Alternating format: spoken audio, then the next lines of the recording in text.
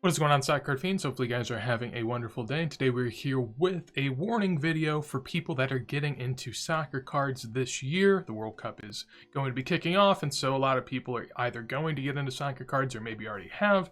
And for some of the newer people, I just wanted to warn you about a lot of the pitfalls that I have learned along my way through the soccer card collecting journey. So that is what we're going to get into today. If you guys enjoy the video, would greatly appreciate a like. And in addition to that, if you want to see more like this as soon as it goes live, make sure to subscribe. But with that said, let's go ahead and get on into the things to avoid. So the first thing is going to be blindly trusting pop reports in soccer. It's a very dangerous thing because soccer has only really been heavily valued in the card collecting space for a couple years at this point. Before that, it was really only the mainstay, like the best of the best cards really had good values, worth grading at least. And until recent, that really hasn't been the case. So most of the soccer card hobby that has been at a high point in price has been during the time where PSA, BGS, SGC, all these companies are either shut down or have really high grading fees to the point at which it's not really worth it to grade most of this stuff. So the first example to drive this point home, we'll look up the Luka Modric 2008 Euro sticker. Essentially a Modric rookie, you could say, not technically his rookie.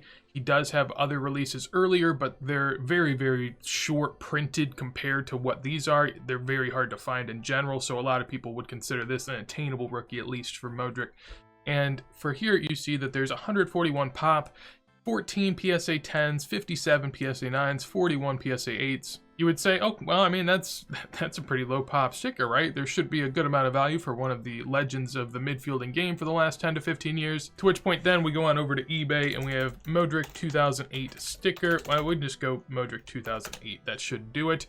And there is 42 listings right here. He also has a Euro card as well. And this isn't even the slightest. So, I mean, this would tell you right here, I mean, look at the graded to ungraded ratio. There's a lot more ungraded than there are graded currently. If we look through the sold listings as well, that's probably going to stick also. A lot of graded ones in here, but you also have to imagine the graded ones are going to have more demand for them. In addition to that, there are a lot of 2008 sticker boxes as well out there. For instance, I have a good amount hiding behind me. I'll give you that. So, basically, if we look at 2008 Euro sticker boxes, we can see that there's a good amount here. I mean, in this picture, this guy has 5, and then he also has a case sitting there, so you know that that's, I mean, there's 7 available, 9 sold. There might even be more beyond that. If we scroll down a little bit more, there's some here. This also at Steel City Collectibles, they have some listed for $60, and it says more than 10 available, and they've already sold 21. So just giving you an idea, like there's at least 40 boxes right here in the 50 seconds I looked on eBay that are going to have essentially a Modric sticker in there. They might have 1, they might have 2, they might have 0, you never know, but it should average about 1, and they are readily accessible. So that is one of the situations that you can find yourself in where you want to be careful trusting pop reports. The only time pop reports are really going to be all that good for soccer are for some of the highest of high-end cards. Below that, they're very, very iffy. So do your research, look at eBay, look at other foreign sites, and make sure you actually have a good understanding. Even eBay is not going to give you the full spectrum on what's going on in these realms. You're going to have to go to other sites, and you're going to really have to dig.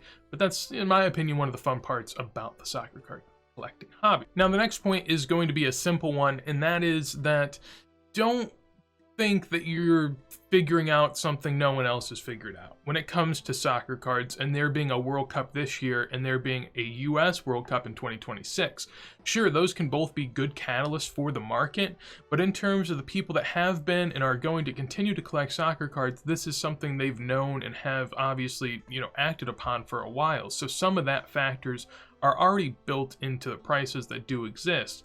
When you think, oh, well, 2026, America hosts the World Cup, that means American soccer cards are going to be a huge thing. Personally, I've been buying soccer cards that are American players for 2 years now pretty consistently with that in mind. So I'm not going to be absolutely shocked when there's a 2026 World Cup and people want soccer cards. Now, could you be right that more people are going to want it than do now? Sure, that's a possibility, but you do have to understand that just as much as there is potential for more people to come in, there's also potential that the market's already accounted for that.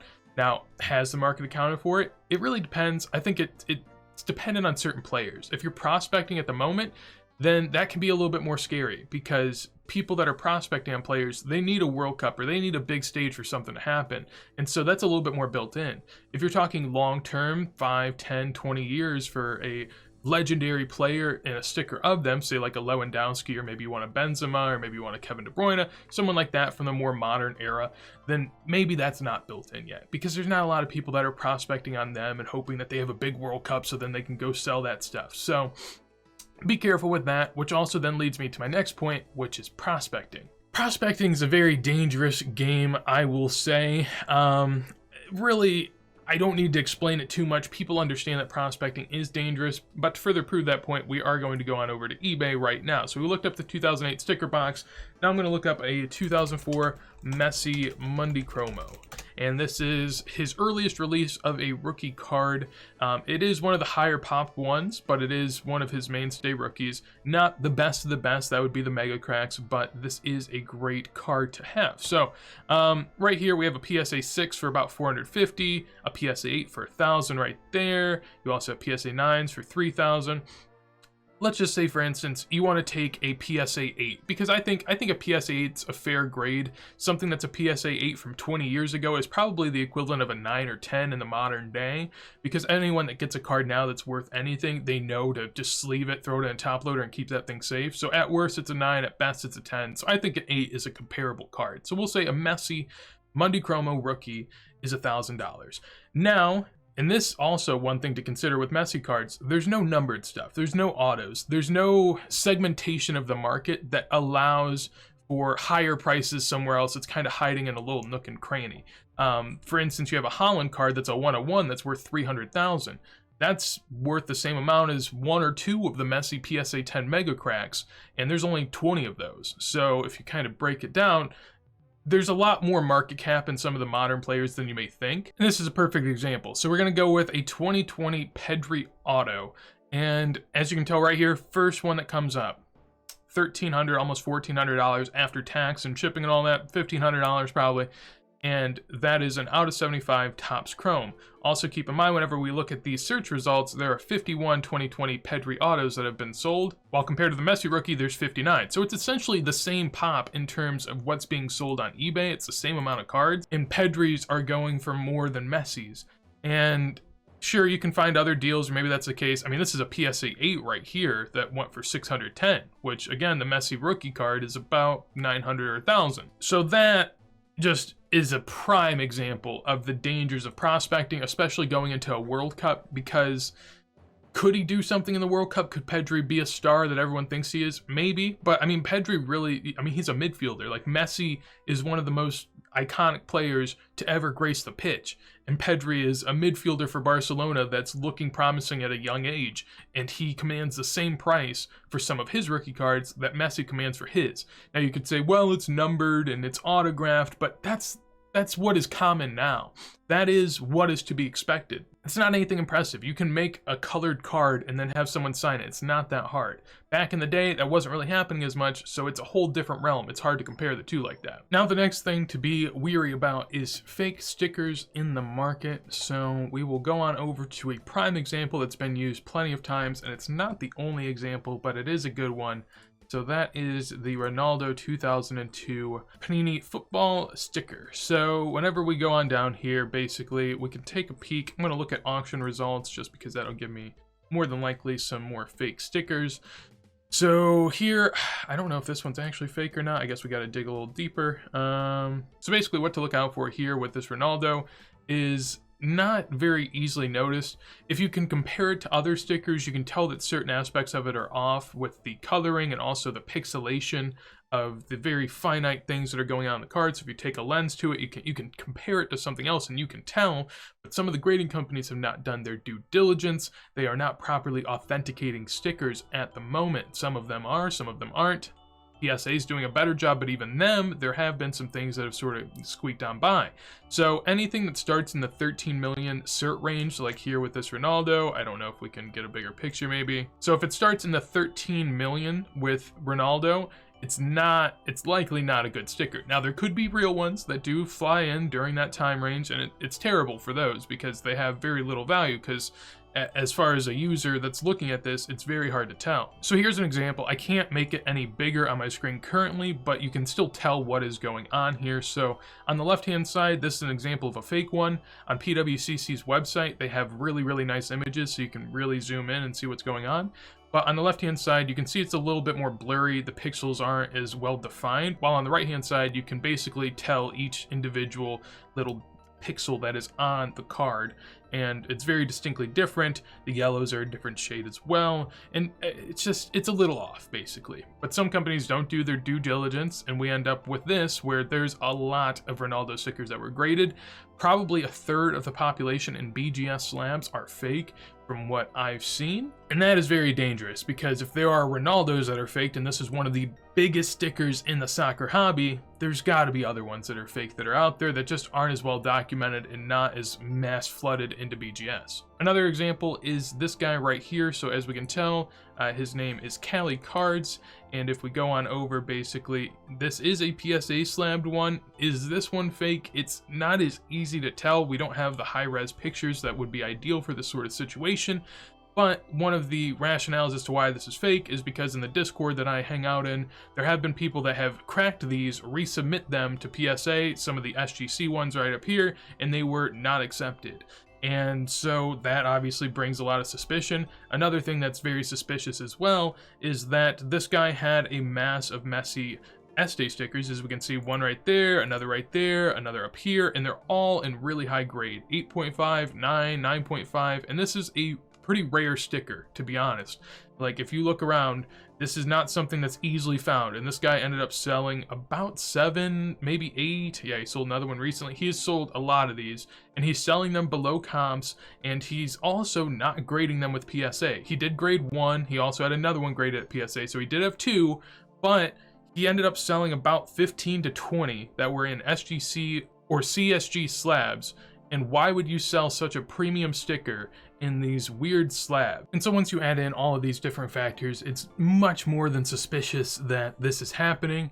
And this can happen to any sticker. If it can happen to Messi or Ronaldo's, it can happen to others. So at the end of the day, as much as you might want to dive into a hobby and trust grading companies and give them your heart and soul and say they know what they're doing, sometimes they don't. Unless they're really knowledgeable in an area, they sometimes just kind of pass it by, just mail it in, and just take your money, and they do not authenticate when it comes to some of these stickers. Instead, they're just a grader. They just tell you what condition it's in. They don't tell you if it's authentic. At least with PSA, if it is found out to be fake, they will buy it back off you for whatever the market value is. But keep in mind, if there's a lot of fakes, the market value will go down, so you got to keep that in mind. Another thing that I would warn people about going into this World Cup year is to avoid following trends. At the end of the day, in the hobby, you want to do your own research, you want to be your own person, you want to have your own collection, you want to do your own investments if that's what you're in it for. Whatever it may be, you want to do it because you think it's right, not because that's what the market's telling you is right. And there have been examples of people getting absolutely burnt in a recent year or two, so we'll go on over and talk about that as well. So here I have the PSA 10 base Messi Prism. This is currently worth $50 in a PSA 9 and $200 or so in a PSA 10. A couple years back in the early summer of 2020, this was probably a $10 to $20 card raw. And so these prices now, they don't seem that crazy, right? Like that seems okay. Well, let's go back and talk about the fun old times that is the Prism boom of August and September of 2020. So I think this should about do it. No, this is even October. Don't look. I don't want to spoil it for you. Right, we'll go with this. Will this do it? Yeah, that'll do. We're basically there. Alrighty, so yeah, as you can tell, this was an entirely different era. What is now a $50 card in PSA 9 was worth $600 and was worth $2,000 in a PSA 10. What is now worth $200. So these have come down 90+% in price over the span of a year and a half. And the reason being is because this was a fad that everyone in the hobby convinced themselves was the new reality. That a lot of people were rushing into soccer cards. They didn't know what to buy. So, hey, I'm going to drop $2,500 on a Messi base Prism from the first Prism set, because that's what people want. People wanted Prism in basketball, and then they go over to soccer, and what do they know? They know Prism, they know Messi, they know Ronaldo, so this is what they bought, and they were going crazy with it. I mean, I'll be real with you, like, it was wild. And I guess if we go all the way back to the very beginnings of this happening, as you can tell, in early 2020, a PSA 10 was worth $50. So that tells you what happened. They were worth 50. By June, they were worth 500. And then at another point, they were worth about 3,000. 2,500, 2,500, 2,500. And this is the danger of just following a trend without really any rationale. At the time, whenever this was happening, I made a video comparing Messi rookies to Messi Prisms, and the rookies were worth less than the Prisms. And obviously that made no sense at all. Like, the rookies are harder to find. The rookies actually have some sort of meaning. They have more respectable brands for the soccer sport and lineage within the soccer collecting space. So this was just an outlier, an absolute outlier, where the market convinced themselves this is the thing, this is what everyone's chasing. All right, everyone go chase it. And then out the back door, everyone left and said, we don't really care about that. That's just, it's a base Prism. And the pops exploded because it's a base Prism. And this is, you know, a somewhat heavily produced set relative to earlier sets before 2014. And so that's what happens. You got to do your own research. You really have to be your own person and have your own thoughts. If you just follow waves, one of them's going to come crashing down on you, and it's not going to be fun. That's the scary part about trying to time a wave of things that are happening. Because if you would have bought this, say, maybe it dips back down, maybe it was worth 3,000 and you buy in at 1,000 because you're like, oh yeah, I mean, it's down 66%, it can't go lower, right? Certainly can, it certainly did. And so if you were buying that card for 1,000 and it was down 66%, you're like, well, it's going to go back up, right? No, it went down another 80% on top of that, and now you're sitting with a $200 card. So just something to think about there as well. And that really does show, I guess, what my next point is, that research is key. You have to actually dig. You have to be willing to learn. If you're not willing to learn, if you're not willing to dig, then, you know, maybe just find a couple cards in the soccer realm that you feel confident about and stick to that. And just don't try to go outside of what you know at all. Maybe the soccer realm just isn't even for you. That's perfectly fine too. Maybe you take some baby steps this year, you buy a couple small cards, you look at the market, you see what happens, you follow a bunch of Instagram and YouTube accounts that help teach you about the soccer card market, and from there you learn and slowly start to build maybe until the next World Cup, and then by then you're actually knowledgeable and you know what's going on, and you're not just someone that's walking in fresh face and ready to lose all your money. And then my final point would be to keep yourself balanced. A lot of people, they like to go all out, they like to go prospecting, they like to throw all their money into something and hope it goes up and hope it goes to the moon, so then they can, you know, they can become cool like all their Instagram people that they see online that are, you know, flexing all these cool things. Don't do that. Don't do that. At the end of the day, if you want to do a little bit of prospecting, balance it out with a lot of really established players and really established cards. That way, even if your prospect fails, the other cards should do fine in the long run, so you'll be perfectly fine. And the same could be said, I guess, for someone that has way too much solidified stuff. Maybe you want to have some fun. Maybe you want to prospect on a player or two. Not saying that that's the right financial decision, but it can also make the whole collecting thing more exciting and more enjoyable for you and really kind of kickstart something else inside of you to get you going a little bit more. I'm not recommending it as much. I'm more so saying to the people that maybe prospect too much or put all their eggs in one basket. In my opinion, and it's just my opinion, obviously I'm biased because, you know, I've been in soccer cards for a while and it's kind of what I believe in, but I think the soccer card market and the soccer sticker market is something that will do very, very well for a long time to come. Obviously, no one has a crystal ball. No one can tell you that for certain. But if you then balance yourself out with some of those blue chips, you'll more than likely be fine. Again, soccer cards, you know, it's unpredictable. You do not know. But at least you're more than likely going to be better off long-term with a blue chip type of card or player than you're going to be just having a ton of prospects that are certainly over the long term not going to do well. So you really have to keep that in mind and try not to speculate too much on the market, because if you end up being wrong, you might not like the cards that you're stuck with, and that's a very tough pill to swallow. So yeah, that is going to be it as far as the pitfalls to avoid when it comes to soccer cards and really what to look out for. Hopefully you guys enjoyed the video. If you did, make sure to leave a like. Also would love to hear any sort of experience that you might want to share with other people that are new to the hobby or new to soccer cards and are looking to get into it. Would definitely be helpful if we can have more than just my opinions, but I mean, I think mine are all right too. So hopefully you guys did enjoy. Feel free to drop a sub also if you enjoyed the video. But with that said, hopefully you have a wonderful day, and peace.